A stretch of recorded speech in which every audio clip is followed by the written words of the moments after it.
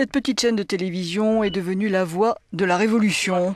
Depuis qu'elle a commencé à émettre en urgence sur Internet le 22 novembre, au moment des premières protestations dans la capitale, Hromadske TV, télévision publique en ukrainien, a imposé son style, celui d'un média résolument citoyen et participatif, basé sur le volontariat et les dons. Nous avons voulu créer une chaîne de télévision indépendante qui soit fondée sur les principes de la télévision publique comme au Royaume-Uni et en Allemagne, explique cette journaliste. Il n'y avait aucune chaîne de télé socialement responsable en Ukraine et Internet nous a donné l'occasion de le faire. Lorsque nous avons commencé à diffuser sur Internet, dit Mustafa, qui est présentateur, il manquait vraiment quelque chose dans les médias ici. Le téléspectateur n'avait pas toujours les informations sur ce qui se passait vraiment. Et ce n'était pas de l'information chaude. Aucune chaîne, en fait, ne montrait ce qui se passait ici et maintenant. Maître mot, éthique, citoyenneté.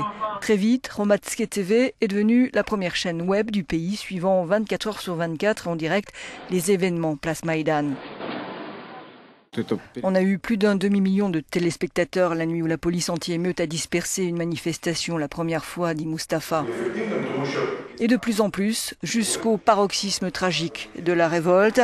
Reportage live, mais aussi invité en studio de tous bords, comme ici l'opposant Vitali Klitschko. Aujourd'hui, pas question pour ces jeunes journalistes de baisser la garde. Notre chaîne indépendante doit éviter les erreurs de 2004, dit Natalia. Les journalistes, à ce moment-là, étaient en adoration avec l'opposition. Ils se sont tus pendant un bon moment.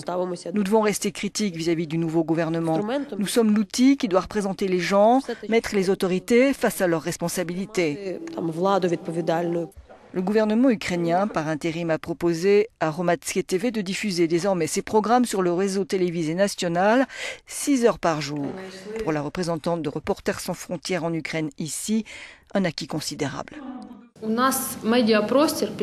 Durant les 3 derniers mois, les médias ukrainiens ont été extrêmement polarisés. Il y a eu la couverture des événements assurée par des chaînes de télévision indépendantes. Il y a eu aussi un groupe de chaînes pro-gouvernementales qui, elles, manipulaient l'information. Aujourd'hui, ils sont responsables de ce qui s'est passé à Kiev. Les journalistes pro-gouvernementaux font partie de ceux à mettre en cause aujourd'hui.